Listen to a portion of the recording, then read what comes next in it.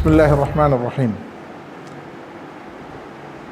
ചരിത്രത്തിലെ രക്തസാക്ഷികൾ ഒരുപാടുണ്ട്. ബദറും ഉഹദും ഖന്തക്കിലുമെല്ലാം ഇസ്ലാമിനു വേണ്ടി സ്വന്തം ജീവിതം സമർപ്പിച്ചവർ ഒരുപാടാണുള്ളത്. ഇസ്ലാമിനു വേണ്ടി ജീവിക്കാൻ ഒരുപാട് ആളുകളുണ്ടായിട്ടുണ്ട്. എന്നാൽ ഇസ്ലാമിനു വേണ്ടി മരിക്കാൻ ചരിത്രത്തിൽ വർത്തമാനത്തിൽ വളരെ കുറച്ച് ആളുകളെ ഉണ്ടായിട്ടുള്ളൂ.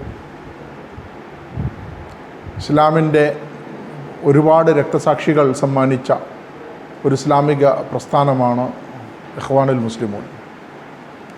ഇഖ്വാനുൽ മുസ്ലിമൂൻ്റെ സ്ഥാപകനായ ഹസനുൽ ബന്ന, അദ്ദേഹത്തെ നാം അനുസ്മരിക്കുന്നത് ഷഹീദ് എന്നാണ്. ഫസ്സിക്റു ലിൽ ഇൻസാനി ഉംറുൻ സാനി. ഒരു മനുഷ്യനെ അനുസ്മരിക്കുക എന്ന് പറയുന്നത് അത് അവന് പുതിയൊരു ആത്മാവ് നൽകുന്നു എന്നാണ് കവി പറയുന്നത്. ഇഖ്വാൻ്റെ തർബിയത്തിൽ ഷഹാദത്തിന് വലിയ സ്ഥാനമാണുള്ളത്. അല്ലാഹു റബ്ബുന വ മുഹമ്മദുൻ സഈമുന വൽ ഖുർആൻ ദസ്തൂറുന വൽ മൗതു ഫീ സബീലില്ലാഹി അസ്മാ അമാനീന. അള്ളാഹിൻ്റെ മാർഗത്തിലുള്ള മരണമാണ് നമ്മുടെ ഏറ്റവും വലിയ ആഗ്രഹം എന്നാണ് അവരുടെ സത്യസാക്ഷ്യം പോലും. ഹസനുൽ ബന്നയ്ക്ക് ശേഷം സയ്യിദ് കുത്തുബ്, അബ്ദുൽ ഖാദർ ഔദ തുടങ്ങി ഒരുപാട് ഷഹീദുകളാണ് മിസ്റിൽ ഇഖ്വാൻ സമർപ്പിച്ചതെങ്കിൽ ഇഖ്വാൻ്റെ തന്നെ സഹോദര സംഘടനയായ ഹമാസ് ഫലസ്തീനിൽ അഹ്മദ് യാസീൻ മുതൽ കഴിഞ്ഞ ആഴ്ച ഷഹീദായ മുഹമ്മദ് ദൈഫ് അടക്കമുള്ള ആയിരക്കണക്കിന് ഷഹീദുകളെയാണ് ഇസ്ലാമിന് വേണ്ടി സമർപ്പിച്ചത്.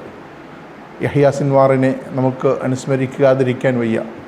അതുപോലെ തന്നെ റന്തീസിയെ, ഇസ്മായിൽ ഹനിയയെ, അങ്ങനെ ഒരുപാട് രക്തസാക്ഷികളുടെ രക്തത്തിൽ സജീവമായി നിൽക്കുന്ന ഒരു പ്രശ്നമാണ് ഫലസ്തീൻ പ്രശ്നം. ഈ ഫലസ്തീൻ പ്രശ്നത്തെ, ഖളിയത്ത് ഫലസ്തീനിനെ ആദ്യമായി അഭിസംബോധന ചെയ്തത് ഇഖ്വാനുൽ മുസ്ലിമൂനായിരുന്നു.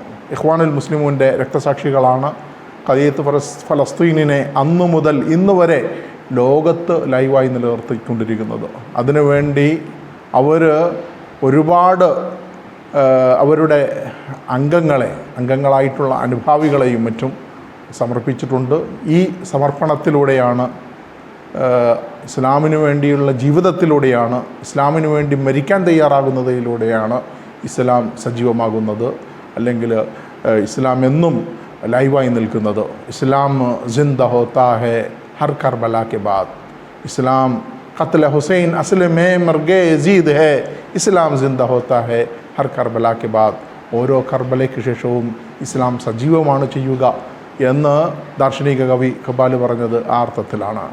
അപ്പോൾ രക്തസാക്ഷി ദിനത്തിൽ നാം രക്തസാക്ഷികളായ ഹസനുൽ ബന്ന മുതൽ ഇങ്ങ് മുഹമ്മദ് ദൈഫ് വരെയുള്ള എല്ലാ രക്തസാക്ഷികളെയും ഓർക്കുകയാണ്. അവർക്ക് പാരത്രിക ലോകത്ത് എല്ലാവിധത്തിലുള്ള പ്രതിഫലവും നൽകട്ടെ എന്ന് പ്രാർത്ഥിച്ചുകൊണ്ട് നിർത്തുന്നു. أقول قولي هذا وأستغفر الله لي ولكم ولسائر المسلمين من كل ذنب فاستغفروه إنه هو الغفور الرحيم.